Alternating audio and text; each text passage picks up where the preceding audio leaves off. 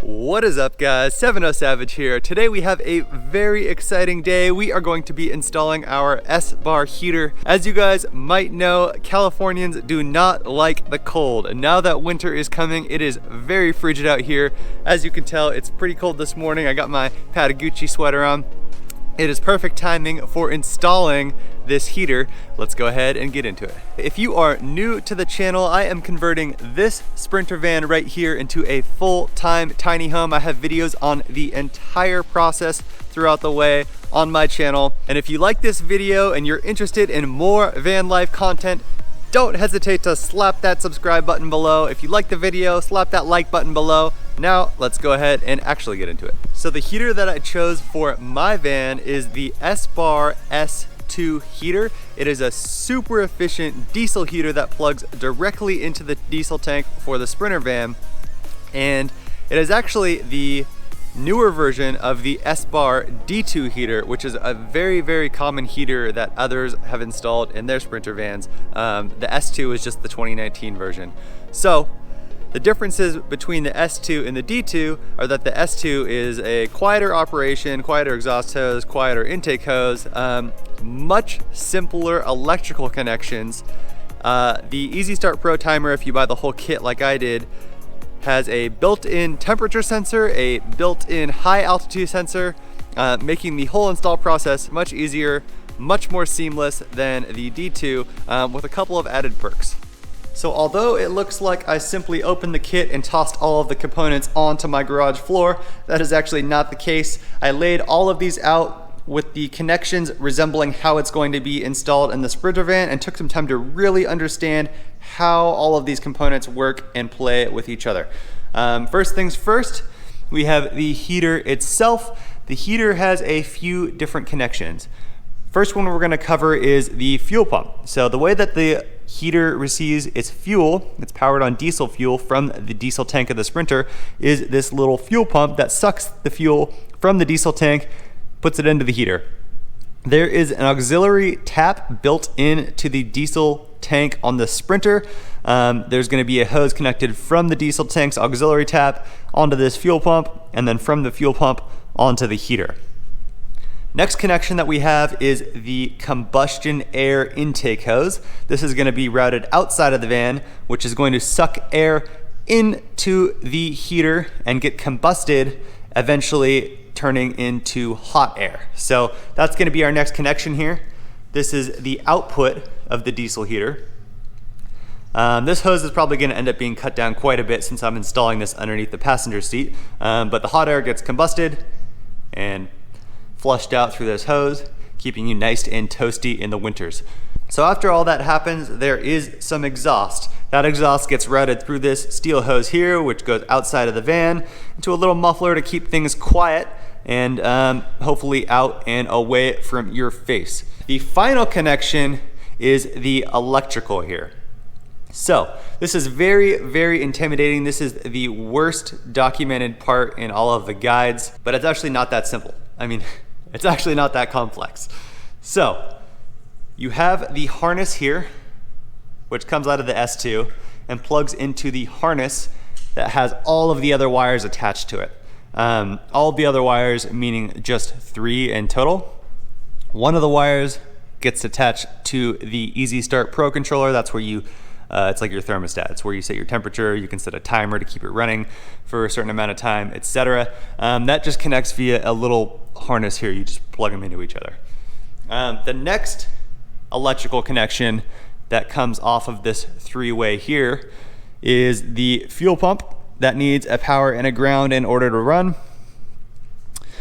And the third connection to the electrical harness here is the power from your house battery. When you open the kit, it also comes with all of this mounting hardware here. This is what makes it feel very overwhelming and confusing. It's all literally just mounting hardware. I mean, zip ties, cable clamps, screws to mount the fuel line to the body of the van. All stuff that you'll probably use. You don't have to use all this stuff. They just tried to give you as much as you'll probably need and more. Each one of these things is going to be used while I'm installing it, and I'll go over the mounting hardware more in depth when the appropriate step comes up. In the kit, you will also find 3 manuals 2 paper ones, one of which is on a CD. Paper one's useless, CD, it's 2019, also useless. Thankfully, there is a QR code on here, which I was able to scour through the S-Bar website, which is not the most user-friendly website in the world, but I did find a manual on the S-Bar S2, which gave me a lot of information that I'm gonna use for this video. It kind of helped me figure out how to lay out all the components as well. I will just put a link directly to the manual that I found that was actually useful so that you don't have to waste your time with these pieces of crap. So there's a few different tools that you're gonna need in order to install the S2 heater. You'll see those throughout the video. I'm not gonna go over them all now individually, partially because I don't know exactly which tools I'm gonna need yet. But something that you probably don't have, maybe you do, I don't know, I didn't have one of these, and you're gonna wanna order it now, is a, they're called a creeper, not me, the thing that I'm on. This is used to skate around underneath the van. It's gonna save you quite a bit of back pain. This one was only 40 bucks on Amazon, link in the description below. Not to mention they're also pretty fun to slide around on. So in order to put this heater in here and see how it fits, we are going to need to uninstall the passenger seat. As you can tell, I have a swivel seat, by the way, video on that in my channel. It's really easy to uninstall these seats even without the swivel seats. Either way, there's 4 bolts, one on each corner. You unattach those and you pull the seat off. All right guys, so passenger seat is off. S-Bar is just lying in here. Our goal right now is to try and figure out what holes we need to cut into the bottom of this seat and effectively through the bottom of the van in order to mount this thing down. So what we are trying to do is drill these 7 holes into the bottom of the passenger seat post, effectively through the floor of the van. The 4 on the outside are simply mounting bolts, and then we have the exhaust hose and the air intake combustion hose. The little tiny one in between the 2 big ones, that is for the fuel line. We need to drill all 7 of those in order to get this thing mounted to the floor. And there's a couple things to take into consideration. First thing to take into consideration is that we can't really afford to mess this up. If we do, it's gonna be quite a nightmare trying to figure out how to solve it. So, we need to figure out what things we need to avoid. Simple enough, right? First thing is this hose, the hot air output hose. I'm gonna end up cutting this and venting it through this wall right here eventually. But what I'm trying to figure out right now is kind of the minimum bend radius that this thing can do. Essentially how much space I need to provide on this side of the heater in order for this hose not to be kinked. The next thing that we need to take into consideration is what obstructions exist underneath this seat post from the bottom of the van. So in order to do that, I spent some time trying to find a reference between where we are in the top part of the van and where we are in the bottom part of the van. You can see that there is a bolt here, the one that this wrench is attached to, and that actually gets attached all the way through out underneath the bottom of the van. So that gives us a really good frame of reference of where we can drill. Let's go ahead and take a look at the bottom side of this bolt right here, where it exits underneath the van. Alright, so here we are. It's kind of dark in here, but above this metal piece, I'm not really sure what that is, the bolt that exits is right there, coming out of the bottom of the van. So that gives us a really good indicator of exactly where this recess right here exists, because this recess is where we're going to want to drill the holes. So this is going to be pretty challenging to show here, but what I did is measured the distance from the bolt to the left side of this recess here. My tape measure is indicating about 4 3/4 inch. The tape measure is 3 inches long, and it's 1 1/4 inches to the start of the tape measure. And then from the bolt to the back side of the recess, we are looking at about 16 inches. Yo, what's up guys, 70 Savage here. You know, I live in a van, life is cool. I got really long hair, I don't know what to do with it yet. Definitely don't take my word for those measurements. Go underneath your van with your tape measure and measure a reference from that bolt that goes through the steel. Every van is different depending on what options you have, what year you have, etc. I just wanted to give you guys an idea of how I used this bolt as a frame of reference for measurements on my van. All right, so I came back up here and I drew a couple of lines based on the measurements that I took. One for the left to right distance and one for the front to back distance. So this square right here is all of the area that we have measured to be safe to drill. I want to do the installation about right here.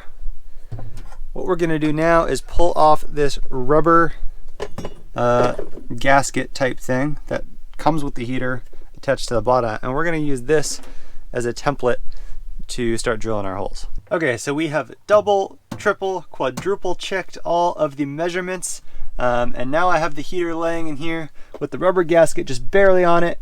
I'm putting pressure down on the rubber gasket, pulling the heater out. Now I am going to take my Sharpie, hold this guy in place, and trace out the holes. As for drilling holes, there are 3 different hole sizes we need to drill. The big holes, the mounting bolt holes, and then the fuel line hole. For the big holes, they're about 1 inch in diameter. I'm going to use an 1 inch and 1/8 hole saw bit. If you misdrill a hole saw and you want to make it about 1/8 of an inch bigger, it's almost impossible to maintain the same center point. So I might as well drill a little bit big to start with, give myself some leeway. Same philosophy goes for the other 2 holes. For the fuel hole, I'm using a 1/4 inch drill bit. It's just slightly bigger. And then for the mounting bolts, they are 1/4 inch bolts, or the metric equivalent of about a 1/4 inch bolt. Therefore, I'm using a 5/16 bit. It's slightly bigger. It's going to allow us to drill once and drill right. Once this thing is installed, I'm going to seal around all of the holes anyway. So it doesn't matter if there's a small gap around 1/16 of an inch. The sealer is going to fill that in and prevent any water from going in or out. So I made a little tape fence around the holes that I'm going to drill just to catch any steel from flying too far out and make it easier to vacuum. We're going to go ahead and drill a small pilot hole in the most dangerous spot over here so that I can go underneath and check it.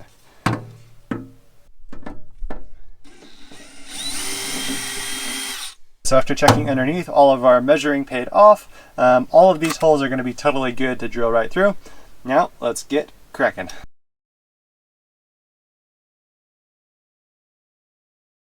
As you might have noticed, I did make one mistake. I had the template placed the wrong way when I did the tracing of the holes. So I drilled an extra fuel line hole that's not going to be used. It's okay, it's very, very small. It was just my pilot bit that I drilled it with, so I'm easily going to be able to patch that up with the same sealant I use on the rest of the holes. Let's go ahead and give it a test fit.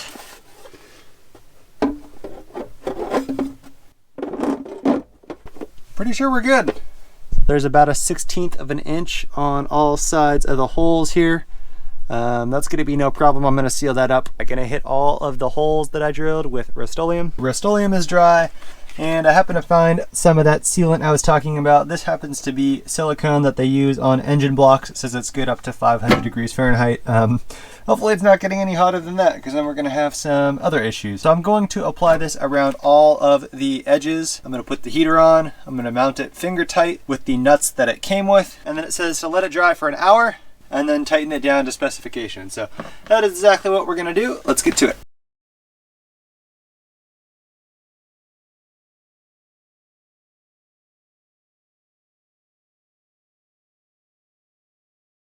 Alright, so don't forget to put the rubber gasket back on the heater when you're done with it.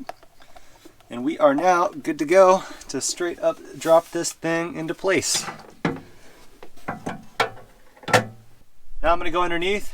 I'm going to apply the same silicone from the bottom up. And I'm going to tighten down these nuts. Silicone has dried. It is looking very sealed under here. So the next part of the install here is the exhaust system. The exhaust system starts from the heater itself, which will be attached on that side of the hose. It is then attached to the muffler and then attached to the second half of the hose out the side of the van where the exhaust fumes will be vented. In order to mount the muffler, the kit comes with a mounting bracket and a small self-tapping bolt to mount that bracket.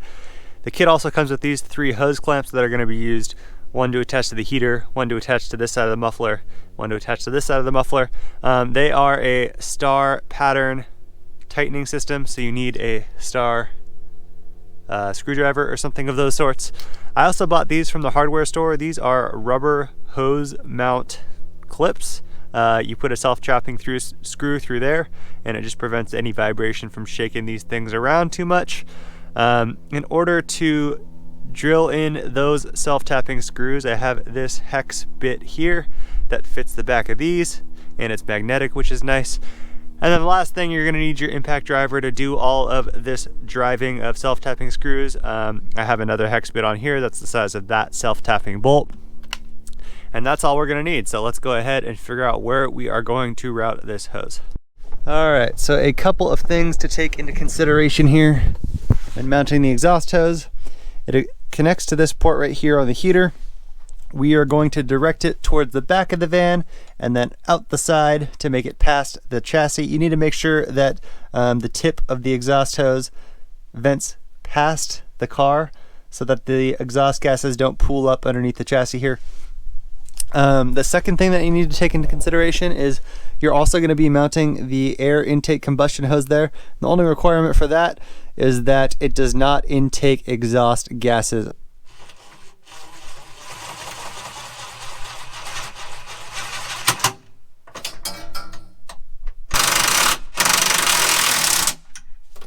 And now to tighten the final clamp on the exhaust hose here. So we have our exhaust hose positioned. It is pointing towards the back of the van and also out the side of the van. I'm now going to secure it to the frame here using our rubber hose clamp, and I'm going to use a 3/4 inch self-tapping screw to secure it right into the frame of the van.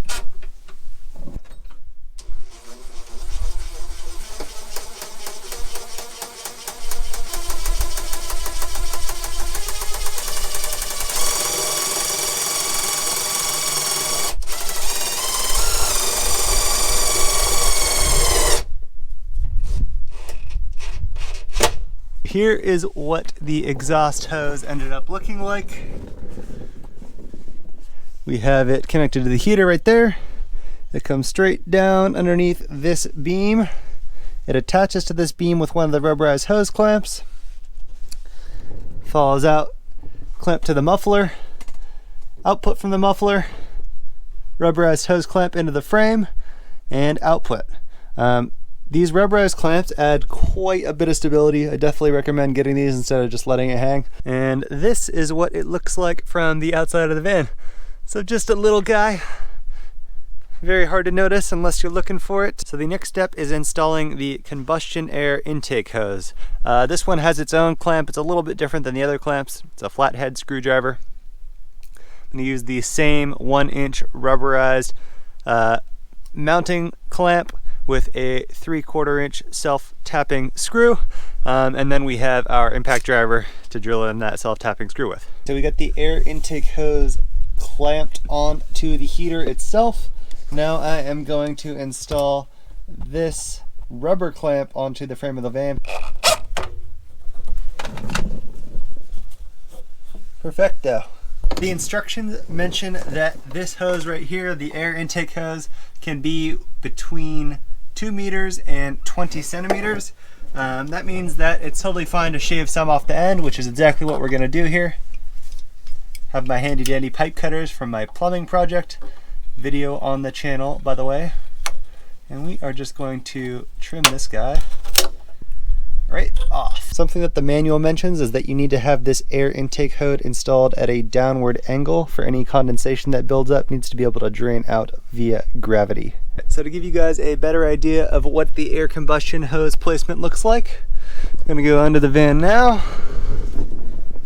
We can see that we have it attached up onto the heater, down around this little tank thing, and it just gets routed pretty much right here where it's going to suck in nice and cool air away from any of the exhaust fumes that are routed out back behind it towards the back of the van. And the final step for the air intake combustion hose is sliding on the critter protector.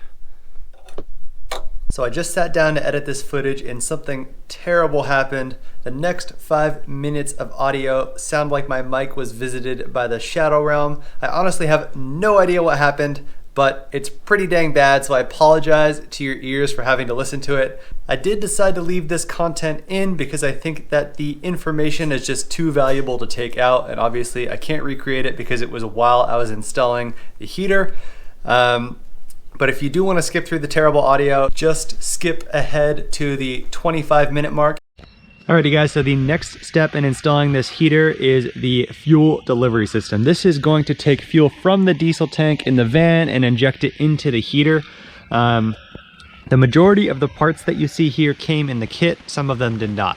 I'm going to go over what each one of these parts does, whether or not it came in the kit, and if not, where you can buy it.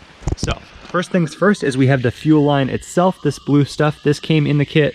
This is going to carry the fuel the majority of the distance between the diesel tank and the heater.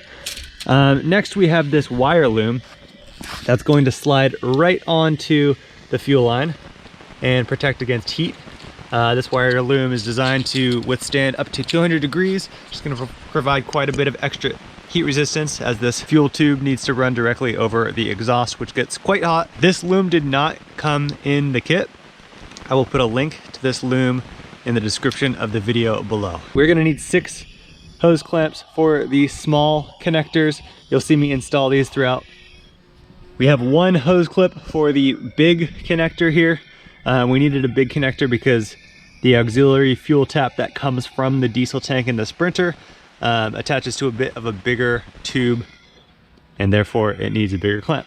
This piece right here attaches directly to the auxiliary tap built into the diesel tank on the Sprinter. Next thing we have is the fuel pump. We have this adapter here. This did not come in the kit. I bought this from a local auto store. I'll put a link to this adapter in the description below. This just allows us to connect this big tube to this smaller tube, and then eventually the fuel line. You'll see more on that later. So this time we are coming from the driver's side of the van, and the diesel tank is actually right behind this water tank that I installed. So this guy right here is the diesel tank. So this quick disconnect right here is the built-in auxiliary fuel tap to the factory diesel tank. Now that we have the quick connect adapter on there, we are going to take the fat piece of hose that came in the S-Bar kit, and we're going to stick it on. Now we just need to clamp it down, put our clamp almost all the way back, leaving just a hair of additional space behind it, and taking our Phillips head screwdriver, simply tightening this guy down. So the next thing here is our adapter from big hose to little hose. We are going to slide the big hose all the way down onto this adapter. Next thing is to take one of our small hose pieces and put it on the other side of the adapter. So the next step is figuring out where we want to mount our fuel pump. There are a couple of good places to put this. I see a lot of people put it right here. I am in fact going to put it right above the fuel tank, right about here. The main thing that you need to take into consideration with the fuel pump is that it needs to be at an angle of between 15 and 35 degrees for optimal performance. The reason that I am putting it right here is because when taking a look at the exhaust system, there's actually the most space between the exhaust and the chassis right here. That means there's the most room for heat to dissipate, and that's where I want to route it.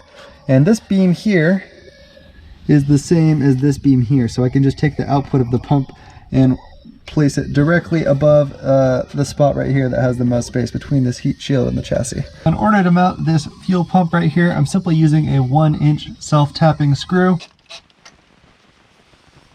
We got the fuel pump mounted, nice and easy. It's very secure. It's sitting at about 20 or 25 degrees there. Very secure. Something to note is that the pump is directional. There's a little indicator on it that says fuel pointing that way. Now all we gotta do is connect the backside of the hose adapter setup that we have to the input side of the fuel pump. So before cutting or measuring or placing the section of the line that's going to go onto the other side of the pump, I'm simply wrapping it in the loom here. Once we get this done, we can go ahead and mount it to the other side of the pump. Alrighty, so we now have our heat protected fuel line in place. I stuck it in on this side, I haven't clamped it yet. It goes into the loom right about there, up over the drive shaft, this big black thing right here. And then it goes up over the exhaust. You can see it running right through there. It comes onto the other side of the exhaust here, and it drops down right here just behind these other cables. You can see they also use this exact same loom to heat protect their wires. So this is the point when the rubberized clamp with the massive bolt through it that I had to drill out comes into play. So as we come a little bit under, you can see that little shining of light is actually a bolt port that fits an M10 bolt. That just came with the van from the factory. So what we're going to do is use this rubberized wire clip and this M10 bolt that fits into that factory bolt hole to secure the loomed fuel line to the top of the chassis to keep it as far away from possible as the heat shield above the exhaust here. So now that we have the bolt installed, you can see that this wire right here, which is our loomed fuel line, stays all the way up against the top of the chassis here, as far away from possible from the top of the heat shield right here, which is above the exhaust. So mission accomplished. We have our wire in the perfect position and it's coming down here now. We can now plug it into the heater itself and we will have a fully connected fuel line. Alrighty, so let's go ahead and do a quick recap of the entire fuel delivery system here. We have the auxiliary tap built into the factory diesel tank, attached to our quick connect that we got off Amazon, into the big hose that came in the kit, into the step down adapter that I bought at O'Reilly's, into a small hose that came in the kit, into a small piece cut off of the kit's fuel line, into the kit's pump here, into another very long piece of the fuel line wrapped in wire loom for heat protection. That goes up and over the exhaust system here. That's the black wire being routed over there.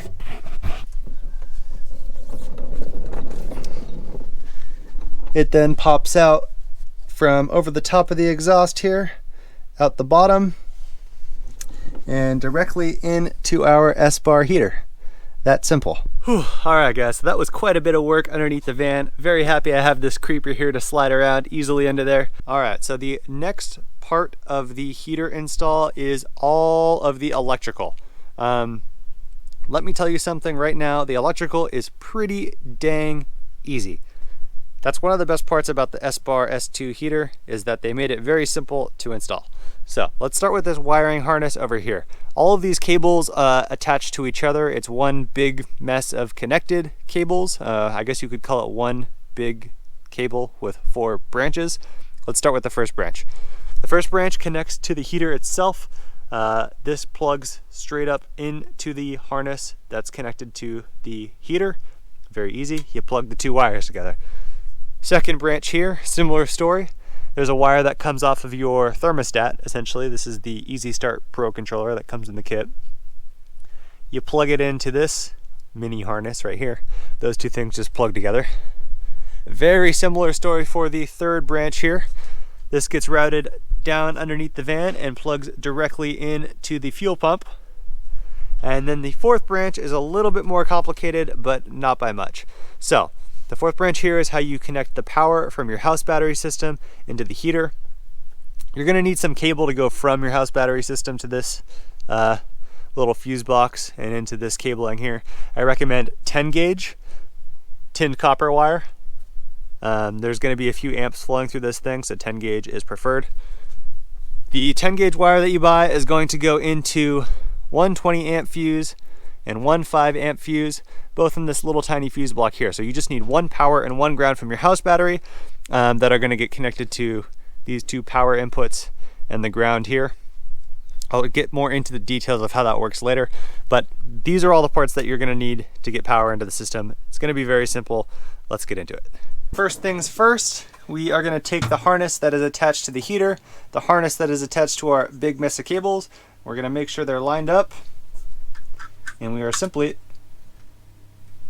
gonna plug them together. So the next thing to do is to pull back the factory floor right here, and then unclip the top part of the kind of wiring housing in here. You just kind of pull the white part from the bottom to undo each one of the clips. And it's kind of like a clamshell. You need to take the top part of the shell off in order to access the space in between so that we can route our own wires through here. You want to coil up the power delivery portion of the wiring here. And keep that in this bay right here. We're going to deliver power all the way back into here. For the other 3 wires though, we're actually going to route them through that clamshell down underneath the driver's seat, which I have yet to take off, and to their respective places that they need to go. So first let's start with the fuel pump wire. That's the one with the brown and gray leads, just 2 of them. We are going to route that down through here, through the clamshell, and underneath the driver's seat, which I'm going to take off as well. Alrighty, so now we have our fuel pump wires routed between both of the front seats. You can see when I pull on this, it's pulling the cable through. You're not going to need a bunch of this cable. Honestly, probably this much is enough. And what we're going to do is stick it down through this rubber booty that goes directly out the bottom of the van. Alrighty, so now we are on the bottom side of that booty. We just have to cut the zip tie, pull it off, and we can now see up through the inside of the van. We're going to route our wire down here and re-zip tie it. Now we can plug our wires into the little harness that the kit came with here. All you got to do is simply plug them in, and then you simply plug it in to the fuel pump. After pulling up all the extra tension through the top, I put another zip tie on this booty here, and then I routed the cable along the same path as the fuel line all the way up into the pump. I coiled up the excess of the fuel line hose, and I'm going to leave that in here for now as well. Next thing we're going to do is the wiring for the Easy Start Pro controller. We're going to do a similar start here to the fuel pump wiring. We are going to route it underneath the passenger seat through the clamshell into the driver's seat. And then at this point, it's kind of just up to you as to where you want to put the Easy Start Pro controller. For me, this is probably going to live in here with all of my other electrical stuff. So right now, what I'm going to do is wire it back there. Once you run the cable from the heater where you want it, you simply take your Easy Start Pro controller with the harness that's attached to it and connect the 2 together. Boom, shakalaka. So guys, I am aware that mounting this thermostat slash temperature sensor inside of a cabinet is not the best idea. Eventually what I'm going to do is run it up and over the ceiling here, down into the gal unit, and I'll end up mounting it somewhere around right here. And now for the final step in the electrical install. We are going to run power from our 12 volt Blue Sea fuse box. All right, so we have our 1 10 gauge wire right here connected directly to our Blue Sea Systems fuse box, the exact same way that we've connected all of the other 12 volt connections in the vehicle. The 10 volt cable goes through here. It has both power and ground, by the way.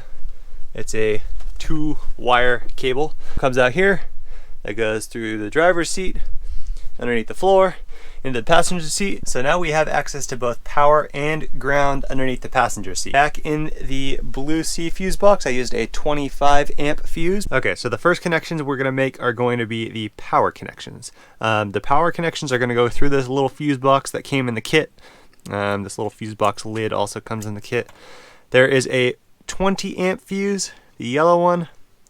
Go ahead and stick that into the fuse box. And then there is a 5 amp fuse, brown one. Stick that into the next location in the fuse box. Make sure to push those 2 fuses in nice and snug so they're only sticking out about that much. So the purpose that this little mini fuse block serves is serving protected power to the 2 power cables coming off of the heater. There's one big red cable coming off the heater and one small red cable coming off the heater. Each one of those cables is going to attach to one of the sides on the fuse. The big cable is going to attach to one side of this 20-volt fuse, and the small red cable is going to attach to one side of this 5-volt fuse. After that, what we're going to do is take the house power, which needs to be split off into 2 wires. I'll show you guys how to do that in a sec. And the 2 wires that come off the house battery are going to go into the other 2 sides, therefore providing power across these 2 fuses into the heater. So to do that, we're pulling back the wrapper on the 10 gauge cable from our batteries here. And then we need to expose a little bit of the wire on the power side of this 10 gauge house battery cable. So now we need to connect the exposed power side of our 10 gauge cable connected to the house battery to these 2 cables that came in the kit. First thing I'm going to do is cut these guys down because we don't need as much cable that they came with. Right about there works. And then I'm going to expose some of the metal on both of these guys. There we go. And then we are simply going to connect the output of the 10 gauge cable from the batteries onto the inputs of these 2 wires that we just cut. There's a lot of ways to do this. You can use a solder directly. There are crimp connectors. I personally like to use these low temp solder heat shrink connectors. The way that it works is you shove the 2 wires in, and then this little silver part in the middle, once applied with heat, actually melts and fuses the wires together. Let's go ahead and do that now.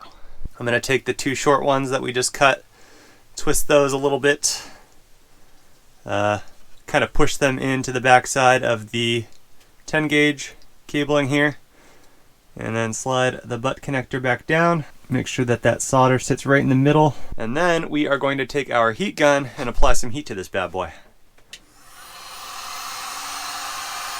There we go. We have the positive wire coming from our batteries fused on to these 2 wires that came in the kit. So now we are going to take our miniature fuse block that we just put together. We'll take the yellow fat cable, put that on one side of the 20 amp fuse. Then we're going to take the small skinny cable with the blue connector on it and plug that directly into the brown 5-volt fuse on one side of it. And so now you can see we have our fuse block with the 20 amp fuse on top, the 5 amp fuse on bottom, the fat red wire on the bottom, the skinny red wire on the 5 amp fuse, and those are both soldered directly to the 10 gauge wire that's connected to our batteries. Alright, so the next step for power here is connecting the heater side of the red cables. We have a similar story here. A big red cable and a small red cable attached to the heater. Those are going to go into the other side of these 2 fuses right here, the 5 amp and the 20 amp respectively. We're going to put the small wire on the other side of the 5 amp fuse and the big wire on the other side of the 20 amp fuse. Now the 2 heater wires don't have any connectors on them and they need to get into that fuse box. Thankfully the kit includes some of these additional mini fuse box connectors. We're going to crimp these onto the ends of the 2 power wires coming from the heater and then put them into the fuse box. So these connectors are kind of weird to connect. What I did is I just shaved back quite a bit of wire, about that much.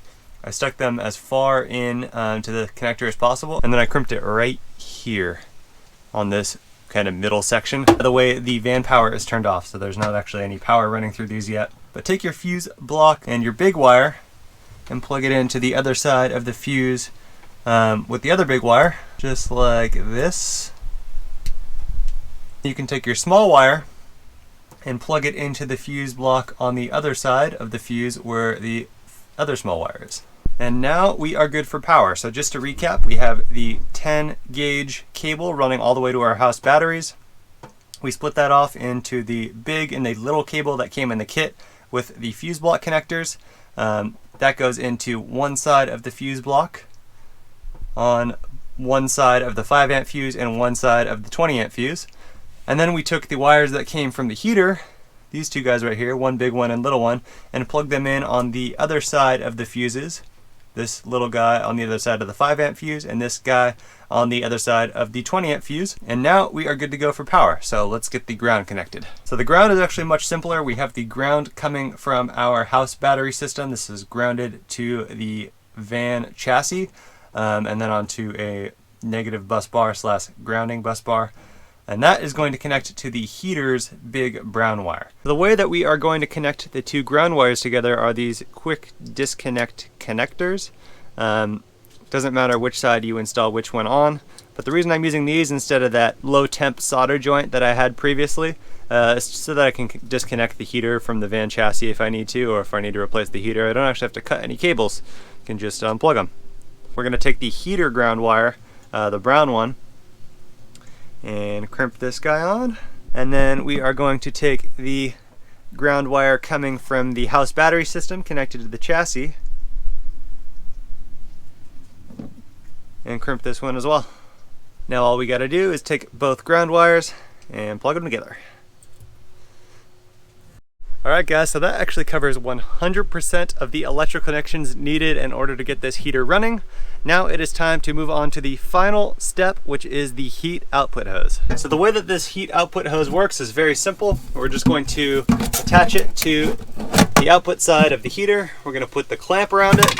We're going to route it up and over. Take our hole saw, drill a hole right into this side of the seat, which then attaches to this side of the hose like that.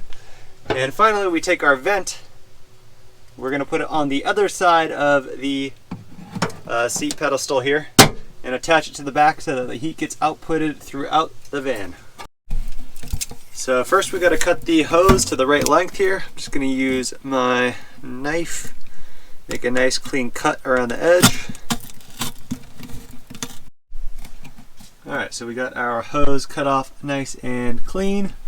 Now all we got to do is put the clamp on, stick it onto the output side of the heater, and go ahead and tighten our clamp down. Alrighty, so we have the area prepped. We are going to drill our hole right about there. We are using a 2 5/8 inch hole saw bit. That matches up perfectly to the inner radius of these exhaust fittings here. So let's go ahead and get to drilling. Alrighty, here we go.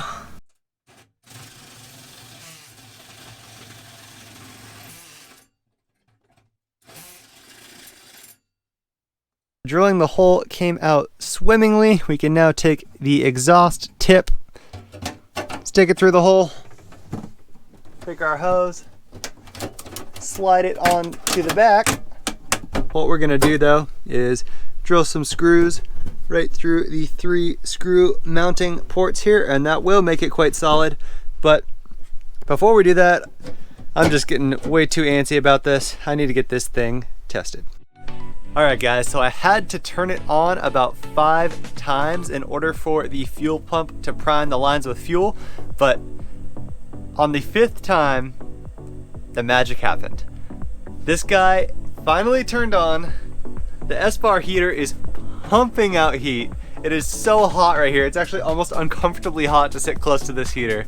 And it's actually pretty dang quiet as well. I can pause for a second so you guys can hear it. It sounds like somebody is taking a deep breath. Not just the output, but also the exhaust and the combustion in general. I mean, you can't even really hear the engine. It does not sound anything like a car engine. It's very, very quiet. And it's super, super effective. I mean, this thing is hot as heck right now. The little thermostat's looking pretty cool. It has a little red glow to it. Still a couple more small steps here. I secured the wires down in the bay here, but I need to put some Rust-Oleum on the outside of this big hole that I drilled. I also need to drill those 3 additional holes that I talked about in order to mount this vent securely to the back of the seat post. I'm gonna finish up those last couple things tonight, and tomorrow wrap this whole video up. So now anytime I want heat in the van, all I have to do is press and hold this button for 2 seconds. It glows red, the heater starts up, and we have hot air blowing throughout the van. This here is what it sounds like while it's starting up. You can hear the fan running, and that's about it. It's currently pumping fuel into the bottom in order to be able to start. It does take a couple minutes to start up.